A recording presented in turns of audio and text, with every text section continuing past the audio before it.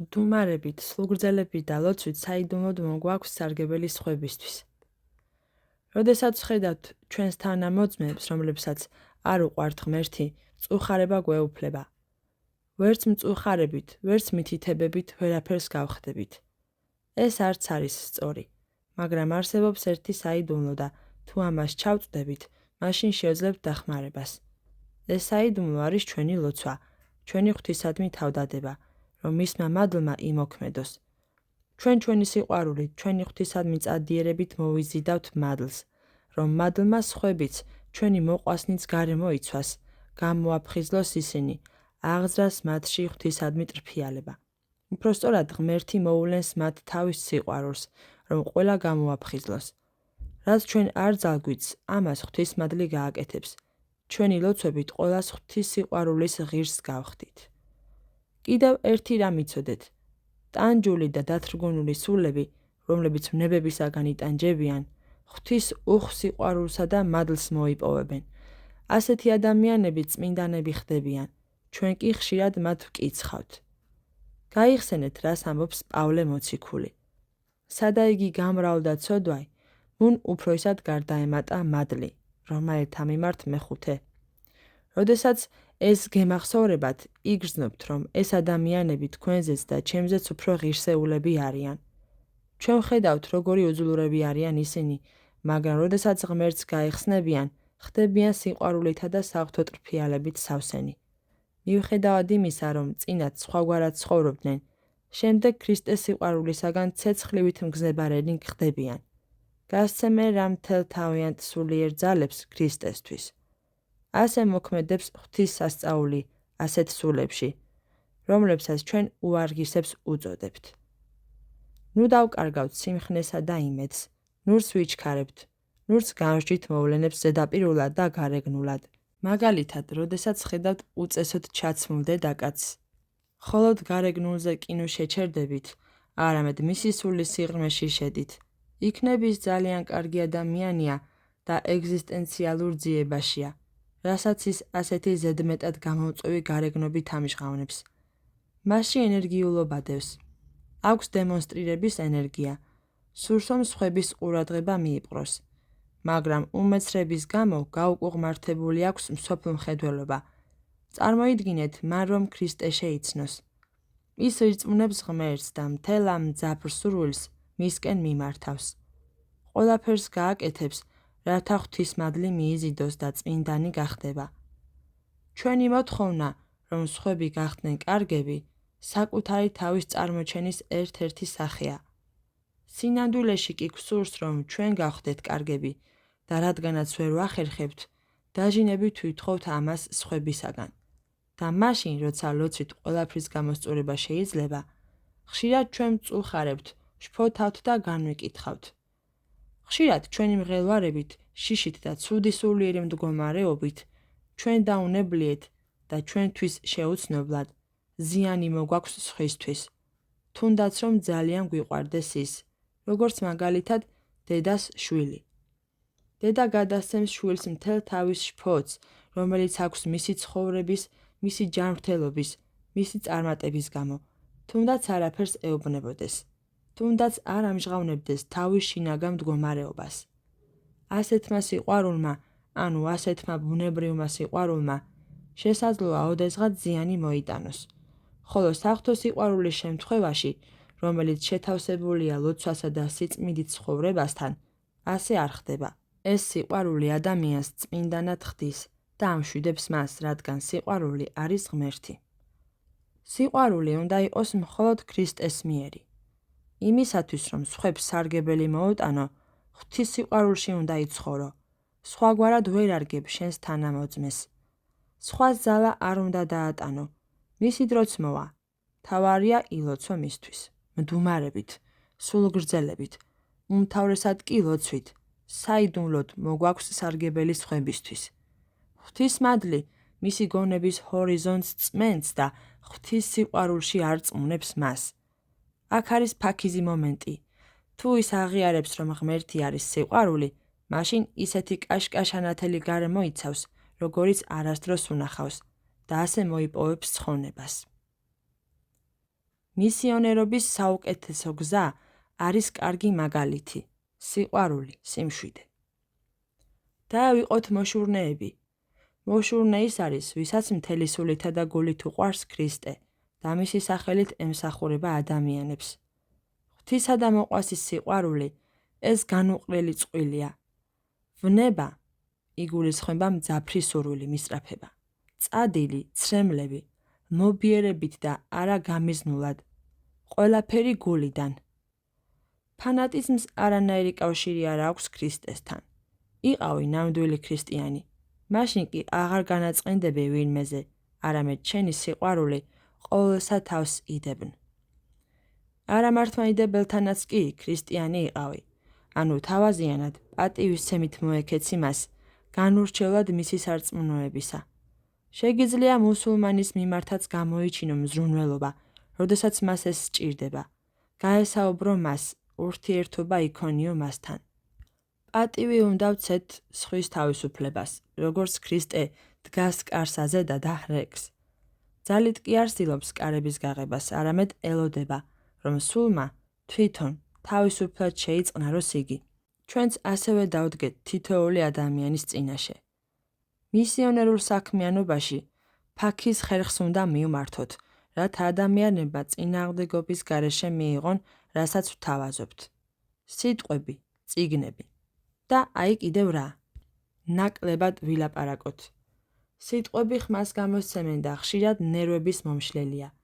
ლოცვას და კარგ მაგალითს კი დადებითი გამოხმაურება აქვს. პირადი მაგალითი გულს ულბობს, ხელახლა შობს და ცვლის ადამიანს. სიტყვები კი უნაყოფოდ რჩება. მისიონერობის საუკეთესო გზა არის კარგი მაგალითი, სიყვარული, სიმშვიდე. ერთ მაგალითს გიამბობთ ამასთან დაკავშირებით. ერთხელ ერთი სასულიერო პირი მოხსენებაზე დასასწრებად წავიდა ერუდირებულ წრეში. ის მისმა ნათესავმა წაიყვანა. მომხსენებელმა ბევრი ისაუბრა მარქსიზმის შესახებ. მსმენელები აღფრთოვანებულები დარჩნენ და მოხსენების ბოლოს ტაში დაუკრეს. მაგრამ როცა მომხსენებელი ჯერ კიდევ ტრიბუნაზე იყო, სასულიერო პირი დაინახა და თქვა: დარბაზში ერთი სასულიერო პირი ბრძანდება. თუ შეუძლია, იქნებ საკითხის შესახებ სარწმუნოებრივი და ფილოსოფიური კუთხით გვესაუბროს. ეს მან ირონიულად თქვა, რადგან ეგონა, რომ ამით მას დაამდაბლებდა და ეკლესიას დააკნინებდა. სასულიერო პირი წამოდგა და თქვა: აბა რა გითხრა, შვილოჩემო, არაფერი ვიცი, მაგრამ გაგონილი მაქვს. ესა და ეს ბრძენი ასე ამბობს ამა და ამ გვერდზე. ესა და ეს ასე ამბობს, სხვა ბრძენი ასე და ასე ამბობს და ასე შემდეგ. წინასწარმეტყველი მოსე ამას ამბობს ამა და ამ გვერდზე. ისაია, დავითი, ქრისტე ამას და ამას ამბობენ და ასე გააგრძელა შემდეგი ამონარედით პავლე მოციქულის ეპისტოლედან. სადა არის ბრძენი, სადა არის მწიგნობარი, სადა არის გამომეძიებელი იგი ამის სოფლისაი. ანუ არა განაცოფა ღმერთმან სიბრძნე იგი ამის სოფლისაი. არამედ სულელნი იგი სოფლისანი გამოირჩინა ღმერთმან, რაითა არ სხვინოს ბრძენთა, რაითა არა იქადოს ყოველმა ხორციელმან წინაშე ღვთისა. ბრძენ მომხსენებელს ენა ჩაუვარდა. მნიშვნელოვანი ის არის, რომ სასულიერო პირმა ეს მშვიდად და ეგოიზმის გარეშე წარმოთქვა. ის საპატრიარქოს მეუფე იყო, დამთავრებისას თქვა: მე არაფერი ვიცი, თქვენ განსაჯეთ, რომელია ჭეშმარიტი. შერცხვენილმა მომხსენებელმა ბოლოს თქვა: მოძღვარი შესანიშნავად გვესაუბრა, ყველა ჩემი ნათქვამი გააბათილა.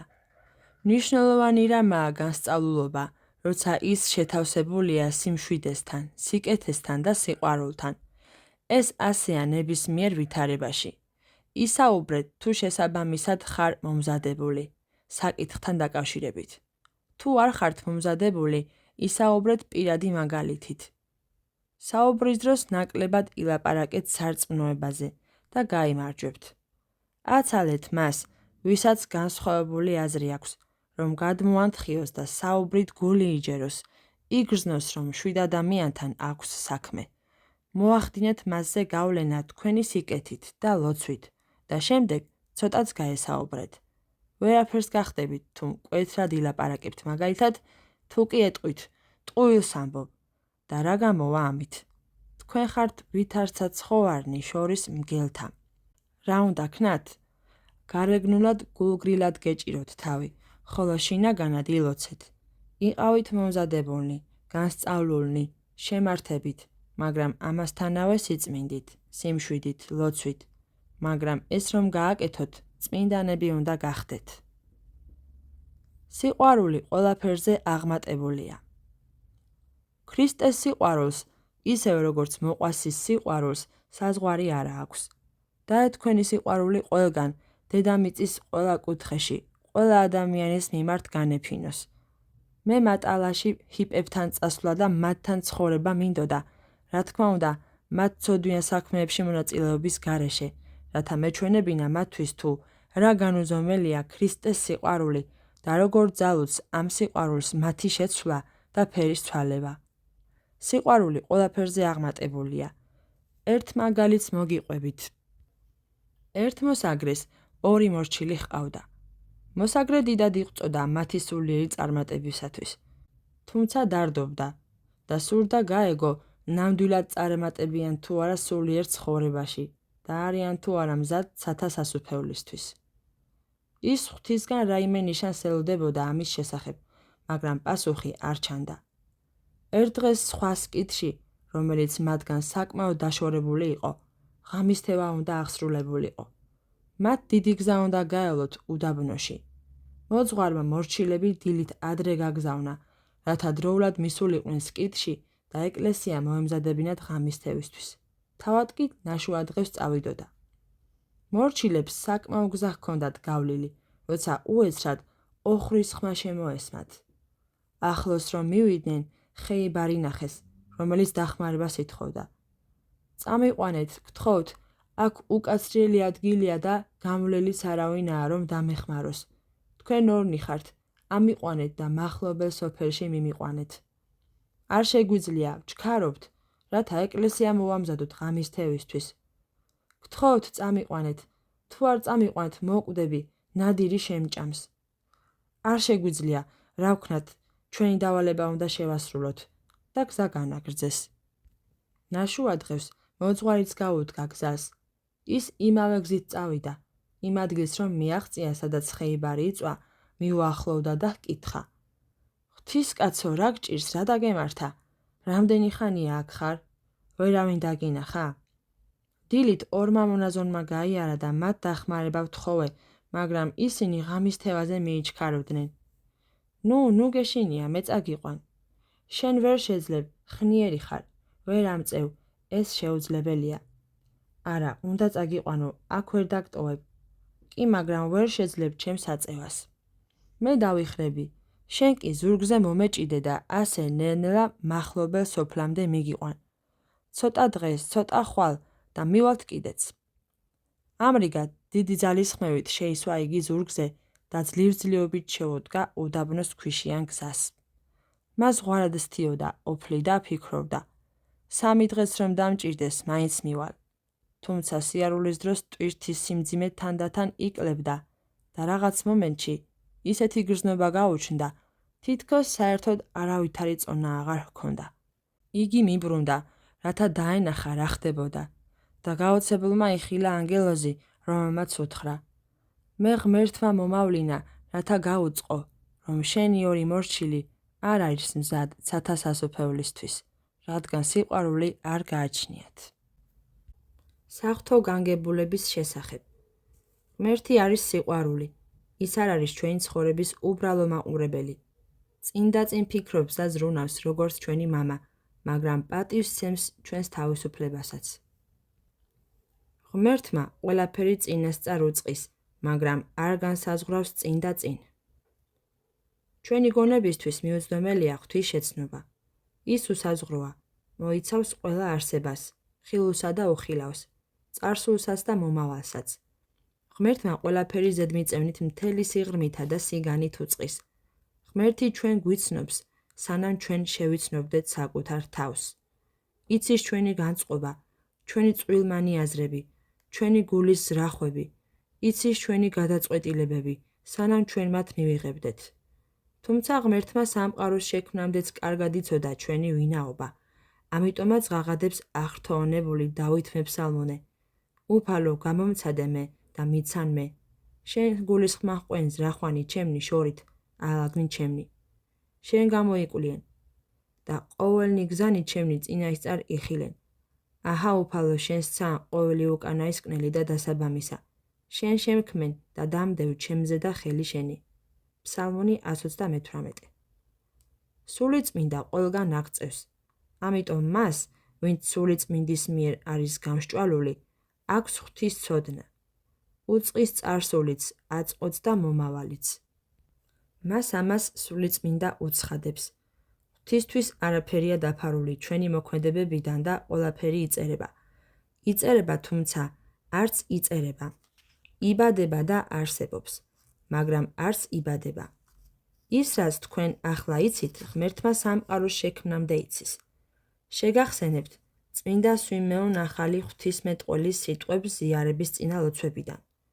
რომენი არა მექმნეს მე, ცნეს თვალთა შენთა, ხოლო წიგნსა შენსა აღარა ქნუნლიცა შთაწერილად გიეს შენდა. ამ სიტყვებს ზოგიერთები არასწორად გებულობენ და გარკვევლობაში არიან, ვინაიდან ღმერთს ყველაფერი წიგნში აქვს ჩაწერილი, მაშინ ბედისწერა გქონია. მას დაწერილი და განსაზღვრული ყოფილა, რომ შენ, მაგალითად, მკვლელობა ჩაგედინა. ღმერთს წინასწარ განუსაზღვრავს შენთვის ეს.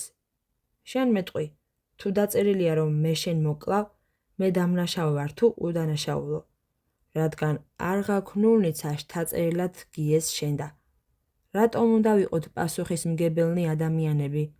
ახლა მითხარი, როცა ამბობ, რომ ღმერთი კეთილიაო, რატომ დაწერა და არ ამარიდა ეს ბოროტება? საიდუმლოც აქ არის. ღმერთმა თავისი ყოვლადძლიერებითა და ყოვლის მცოდნეობით ყველაფერი უწყის. იცის, რაც მომავალში მოხდება, მაგრამ ბოროტებაში ის დამნაშავე არ არის. ღმერთმა ყველაფერი წინასწარ უწყის, მაგრამ არ განსაზღვრავს წინდაწინ. ღმერთისთვის არ არსებობს წარსული, აწმყო და მომავალი. მის წინაშე ყველაფერი ნათელი და განცხადებულია. როგორც პავლე მოციქული ამბობს, ყოველივე შიშველ და ქედ დატრეკილ არს წინაშე თვალთა მისთა. მან, როგორც ყოვლის მცოდნემ, უწყის კეთილიცა და ბოროტიც, თანა შეეწევა სიკეთეს, როგორც ბუნებით კეთილი და უცხოა ყოველგვარი ბოროტებისაგან. ხოლო ვინაიდან უცხოა ბოროტებისაგან, განაშესაძლებელია ჩვენთვის წინასწარ განსაზღვროს ბოროტება. ღმერთმა ყველაფერი ძალიან კეთილად შექმნა და ყველაფერს კეთილი, წმინდა დანიშნულება მისცა. ბოროტება არის რთული საკითხი, რომელსაც ჩვენი სარწმუნოება განმარტავს ყველაზე საოცარი და საუკეთესო გზით. ეს განმარტება შემდეგი გახლავთ. ბოროტება არსებობს და მომდინარეობს ეშმაკისგან. ჩვენში არის როგორც კეთილი, ისე ბოროტი სულიც და ისინი ებრძვიან ერთმანეთს. ანუ ერთი იგი მოიძულოს და სხვა იგი შეიყვანოს, ანუ ერთისა იმის თავს იდვას და ერთი იგი შეურაც ყოს. ვერ ხელეწიფების ღმრთისა მონებად და მამონაისა. ანუ ჩვენში მიმდინარეობს ბრძოლა სიკეთესა და ბოროტებას შორის, მაგრამ ამ ბრძოლაში ადამიანს აქვს თავისუფლება აირჩიოს რაც სურს. ამრიგად ღმერთი კი არ განსაზღვრავს წინასწარ და ღებულობს გადაწყვეტილებას, არამედ ადამიანის თავისუფალი ნება. ღმერთმა თავისი ყოვლის მცოდნეობით არა მარტო ზედმიწევნით, არამედ სამყაროს შექმნამდე იცის, რომ მავანი, მაგალითად, ჩაიდენს მკვლელობას, როცა 33 წლის იქნება. მაგრამ ადამიანი თავისი თავისუფალი ნებით, ნიჭით, რომელიც ღმერთმა მიმადლა მას, თვითონ კი შერყნა იგი, ნებაყოფლობით მოქმედებს. ღმერთი არ არის პასუხისმგებელი, არც ამ მიზნისკენ გვიბიძგებს. მისი ყოვლის მცოდნეობა ჩვენ არ გვავალდებულებს. ღმერთი პატივს სცემს ჩვენს თავისუფლებას და არ შეურაცხყოფს მას. მას ჩვენ მონებად კი არ ვუნდივართ, არამედ ვუყვარვართ და გვაფასებს. უფალი პატივს სცემს ჩვენს თავისუფლებას და არ ერევა მასში. ასე რომ ჩვენ ვართ პასუხისმგებელნი, რადგან ვაკეთებთ იმას, რაც ჩვენ გვსურს. ღმერთი ჩვენ არ გვაიძულებს. ღვთისთვის წინასწარ არის ცნობილი, რომ შენ ამა და ამ ადამიანს მოკლავ, მაგრამ ღმერთი არ განსაზღვრავს, რომ შენ ეს გააკეთო. განაშესაძლებელია ღმერთს, რომელმაც ჩვენ მისი უსაზღრო სიყვარულით შეგვქმნა და თავად არის სრული სიყვარული და მხოლოდ სიყვარული სურს, შენთვის ბოროტება სურდეს და მკვლელობამდე მიგიყვანოს. განიჭებს თავისუფლებას და მერე ისევ გართმევს. შენ მოქმედებ ნებაყოფლობით, შენ თავადღებულობ იმ გადაწყვეტილებას, რაც ღმერთმა წინ და წინ იცის, მაგრამ ის არ გაიძულებს და ამიტომ პასუხისმგებლობაც შენზეა. ეს ძალიან ფაქიზი საკითხია და ამას, რომ ადამიანი ჩასწვდეს, საღვთო განათლებაა საჭირო. ეს დიდი საიდუმლოა. სიკეთე ბუნებაში ეს საიდუმლოა. განა მშვენიერი არ არის მრავალგვარი ფერებით შემკული პაწაწინა ყვავილი, რომელიც გიზიდავს და გიყვარდება. უახლოვდები და ისეთი კეთილშობილი და ნაზი სურნელი აქვს, რომ უფრო მეტად გიყვარდება. ეს არის სიკეთე. დიახ, მაგრამ განა ესეთ საიდუმლო არ არის? საიდან გაჩნდა ეს ფერები? საიდან ეს სურნელი? იგივე შეიძლება ითქვას ჩიტებზეც, ყვავილებზეც, წყლის ბინადრებზეც. ყველაფერი ღვთის სახიერებას გამოხატავს. ზოგიერთი ამბობს, რატომ უშვებს ღმერთი, რომ მტკიოდეს? რატომ უშვებს, რომ ადვილად ვცოდო? რატომ მაძლევს ასეთ ხასიათს და ასე შემდეგ. ისევ და ისევ გეუბნებით. ღმერთმა ჩვენ კარგებად შეგვქნა. ღმერთმა ადამიანს ყველაზე მშვენიერი და საუკეთესო მიანიჭა, სწრაფვა სრულყოფილებისაკენ. მაგრამ მიანიჭა თავისუფლებაც და ამრიგად ადამიანზეა დამოკიდებული სიკეთეს აირჩევს თუ ბოროტებას. ერთ მხარეს ღვთის სიყვარულია, ხოლო მეორე მხარეს ადამიანის თავისუფლება. სიყვარული და თავისუფლება ერთმანეთში იხლართება. სული სულს უერთდება. ეს არის საიდუმლო ცხოვრება. როდესაც ჩვენი სული უერთდება ღვთის სულს, მაშინ ვაკეთებთ სიკეთეს და ვხდებით კეთილნი. ჩვენი ვნებების გამო პასუხისმგებელი სხვაა, ჩვენი ნება. ღმერთს არ სურს ჩვენი ნება შეზღუდოს, არ სურს გვაიძულოს და ძალა დაგვატანოს. ჩვენზეა დამოკიდებული, რას გავაკეთებთ და როგორ ვიცხოვრებთ. αν ვიცხოვრებთ ქრისტეში, გვექნება საღვთო ცხოვრებისეული გამოცდილება და ვიქნებით ბედნიერები. ან ვიცხოვრებთ მელანქოლიასა და მწუხარებაში. შუალედური მდგომარეობა არ არსებობს. ან იარსებებ, ან არ იარსებებ. ან ერთი, ან მეორე. ბუნება შურს იძიებს, მას ძურს სიცარიელე. თითოეული რამ შეიძლება იყოს ასე, მაგრამ შეიძლება იყოს სხვაგვარადაც. მაგალითად, ამბორი შეიძლება იყოს წმინდაც და შეიძლება იყოს მზაკრულიც. მაგრამ ფასი იმას აქვს, რომ ადამიანმა თავისუფლად იმოქმედოს. ხოლო თუ ღმერთი ნების გარეშე შეგვქმნიდა და მხოლოდ იმას გავაკეთებდით, რაც ღმერთს სურს, თავისუფლება აღარ იარსებებდა. ღმერთმა ადამიანი ისე შექმნა, რომ თავად ითხოვოს, გახდეს კეთილი, თავად უნდა სწადდეს ეს. შეიძლება ითქვას, თავად მიაღწიოს ამას. სინამდვილეში კი ეს ღვთისმადლისგან მოდის. ჯერ ადამიანი მიდის იმ დონემდე, როცა სურს ეს, სწადია, უყვარს, ხოლო ამის შემდეგ მოდის საღვთო მადლი და ადამიანი აღწევს ამას. ღმერთი წინ და წინ ფიქრობს და ზრუნავს, როგორც ჩვენი მამა, მაგრამ პატივს სცემს ჩვენს თავისუფლებასაც. ღმერთი სიყვარულია. ის არ არის ჩვენი ცხოვრების უბრალო მაყურებელი. წინ და წინ ფიქრობს და ზრუნავს, როგორც ჩვენი მამა, მაგრამ პატივს სცემს ჩვენს თავისუფლებასაც. ის ძალას არ გვატანს, გქონდეს საღვთო განგებულების იმედი და გვექნება რა რწმენა იმისა, რომ ღმერთი თვალყურს გვადევნებს, ვიყოთ მხნედ, გადავეშვათ მის სიყვარულში და მაშინ გამუდმებით ჩვენს გვერდით ვიხილავთ მას. აღარ გვექნება იმის შიში, რომ გზას ავწდებით.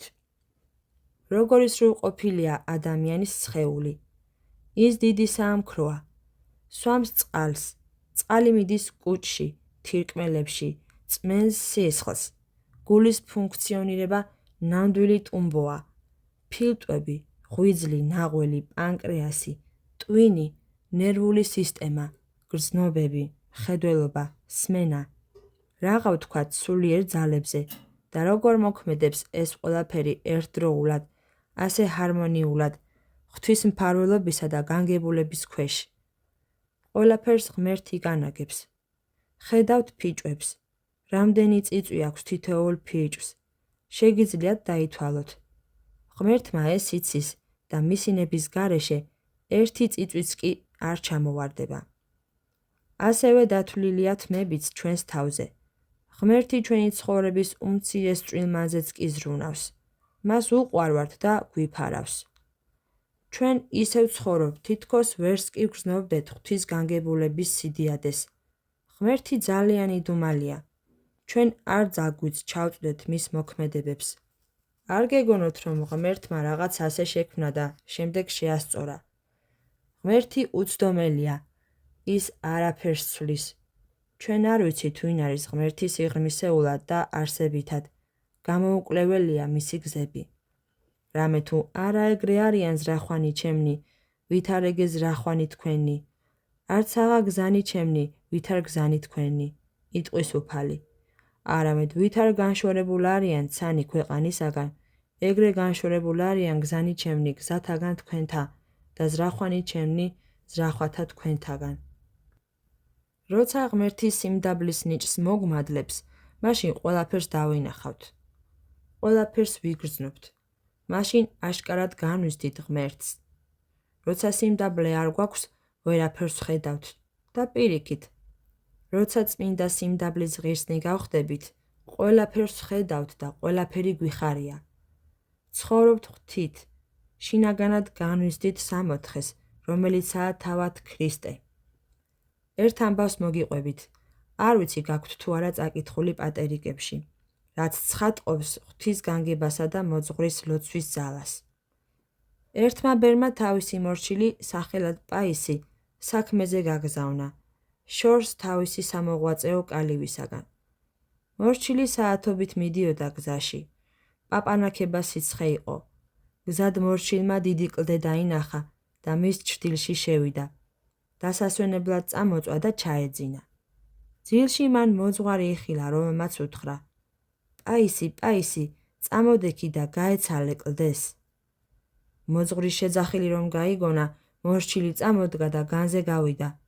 როგორც კი გავიდა, იმ წამსვე საშინელი ხმაური მოესმა და დაინახა, როგორ ჩამოიშალა კლდე, რომელიც ცოტაც და ისე გასრესდა, რომ მისი ნასახიც არ დარჩებოდა. მიუხედავად იმისა, რომ მოძღვარი შორს იყო მორჩილისაგან, მაინც დაინახა იგი. ეს არის ღვთის განგებულება. უფლის სიტყვები ცხადდება. ხოლო სასწაული მორწმუნეთა მათ ესე შეუდგეს. სახელითა ჩემითა ეშმაკთა განასხმიდან. ენათა ახალთა იტყოდიან. გველთა შეიპყრობდნენ. დაღა თუ სასიკვდინე რაიმე სვან, არა რაი ავნოს მათ. სნეულთა ზედა ხელსა დაზდებდნენ და განცოცხლდებოდიან. კარგი იქნება ვთქვათ, ღმერთო ჩემო, შენ ყველგან ხარ და სადაც არ უნდა ვიყო, ყველგან მხედავ. შენი მამობრივი მზრუნველობით თვალყურს ადევნებ ჩემს ყოველ ნაბიჯს. ჩვენც გავიმეოროთ დავით მეფსალმუნესთან ერთად. ვიდრე მე ვიდე სულისა შენისაგან და პირისა შენისაგან ვიდრე მე ვილტოდი. აღ თუ ხდე ცად, შენ მუნხარ. შთა თუ ხდე ჯოჯოხეთად, ახლოსვე ხარ.